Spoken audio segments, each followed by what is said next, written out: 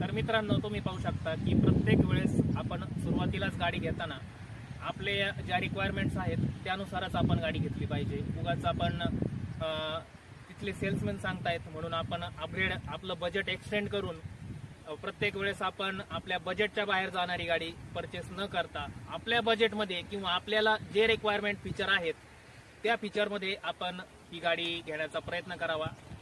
मेत्रे सरांनी सुद्धा एक चांगली चॉईस केलेली आहे. ॲडव्हेंचर रिदम हे व्हेरियंट न घेता ॲडव्हेंचर हे व्हेरियंट घेतलेलं आहे, कारण ॲडव्हेंचर रिदम हे ॲडव्हेंचरपेक्षा 35,000ने जास्त होतं आणि त्याच्यामध्ये 7 इंचचा इन्फोटेनमेंट सिस्टीम आणि काही 2-3 फीचर एक्स्ट्रा मिळत होते, परंतु ते सरांच्या सध्या जास्त यूजमध्ये नाही आहेत. त्यामुळे सर आत्ता विचार करतायत की आत्ता आपण ॲडव्हेंचर घेतलंय आणि 2 ते 3 वर्षामध्ये ते नंतर आफ्टर मार्केट सुद्धा ते लावून घेऊ शकतात.